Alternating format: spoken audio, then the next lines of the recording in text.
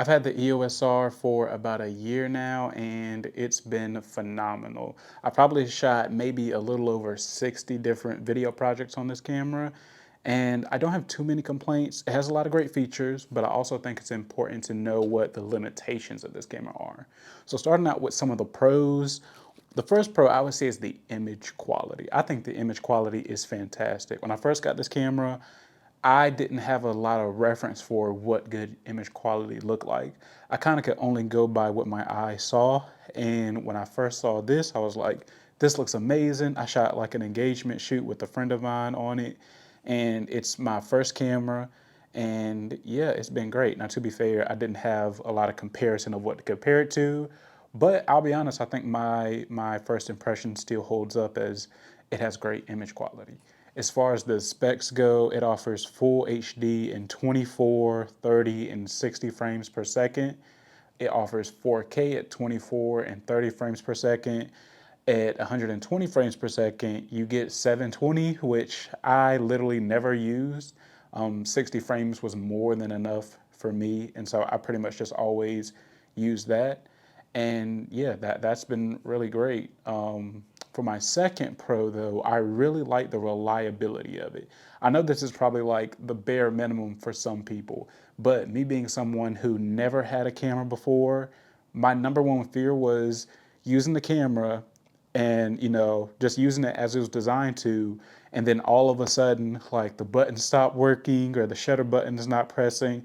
I was worried that the record button would like get stuck and I wouldn't be able to press it. And honestly, these seem very irrational now, but at the time, like I was looking for something reliable that would just be kind of like a workhorse for me, and it really has been. I've shot a lot of weddings with this thing. I've shot, a lot of event highlights, real estate shoot, just a lot of different content with it, and it's been really, really phenomenal. So yeah, the reliability is top tier.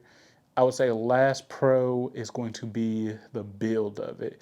The build feels really solid. I didn't have the opportunity like some people to like get into DSLRs and then into mirrorless. I tried some DSLRs, but I never actually bought any. So I pretty much jumped right into the mirrorless world. And what I really love about it is that it feels lightweight, but at the same time, it feels like it's built solidly. I love the deep grip that it has. It feels very comfortable to hold in your hand. I shoot handheld 95% of the time. And so the ergonomics of a camera actually does matter to me. I used the Sony A7 III before, and it just felt very awkward to hold. But this feels extremely comfortable, and so I really love how Canon does the grip right here on this side because it's just is excellent. So yeah, great yeah, great build. Now onto the cons. These are cons because they did make certain things difficult, but at the same time, a lot of cameras have limitations you need to work around, but it's still important to know what the limitations are. The first limitation I'm going to have to say is no 4K 60. Now, when I first got the camera, I knew it didn't have 4K 60, and that wasn't a big deal to me. But what changed for me is that my needs changed. I got into my social media a lot more. I started to delve more into it, and I've been growing my account, basically posting like literally a reel every single week on Instagram. And I've done, over like 30 of those. And so it became important to me to have the 4K 60 because in order to, I would film stuff horizontally, but I also wanted to be able to format it vertically. And one of the ways you can do that is to crop into horizontal footage. So then you have vertical footage that you can use. But cropping into full HD, you start to see the grain, you start to see the noise, it starts to look pixelated. It doesn't look good at all. Cropping into 4K though, when you crop into 4K, it still looks really nice. Now, I use slow motion all the time, and so not having 4K 60 really limited me in how much I could format my content the right way on social media, to the point where after I got the EOS R, a couple months after, when I was kind of thinking about, dang, like, what's my next camera gonna be, I literally, the only thing that was on my mind was 4K 60. I was like, that's my only criteria. It has to have 4K 60. If it doesn't, then I'm not getting it. But if it does, I'm down for it. Because everything else about the camera, is fine. And so my only criteria at that point was 4K 60, which I now have on my R7, which is really great. Another con, I'm gonna have to say the recording limit. This proved to be a bigger issue for me than initially I thought, because at first I was like, man, what am I recording over 30 minutes?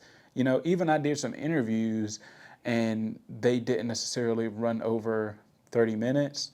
But here's where it caused issues. So as I'm trying to create more on social media, I'm trying to do, a lot of YouTube stuff.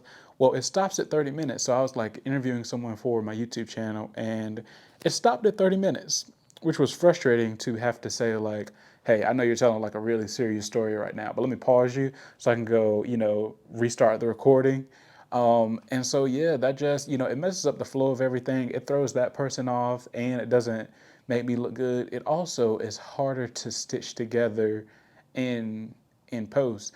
And also, even during when I was talking to this person, I couldn't even be fully engaged with them because my mind is thinking, make sure you watch for the time, make sure you don't run over time, And so because I was trying to piece that together seamlessly, and so it was difficult.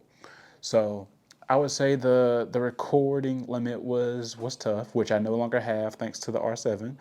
Um, and I would say the last con, I'm gonna say the crop in 4K. Now, again, initially this wasn't an issue, right?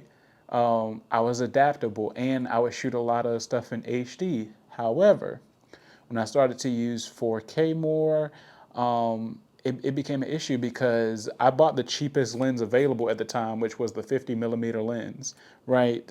And it was like 125, $150. It's got a 1.8 aperture. Okay, it's light. It's quiet. The autofocus motor is quiet. This is a very phenomenal lens. Like and it's plastic. It's not weather sealed, but let me tell you, this thing phenomenal and extremely lightweight. So it was perfect. It literally just lived on this camera.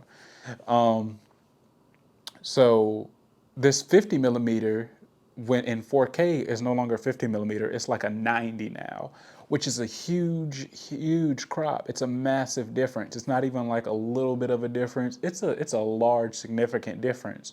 So that was something that was difficult to deal with in some situations. That was a tough thing to deal with, or even just small situations. Now, to be fair, I could have just got a wider lens, but at the time, pretty expensive for someone starting out, for someone who's new to this whole thing and who's still figuring out what they want to shoot. So, yeah, that's my pros and cons. Overall, great camera, fantastic camera.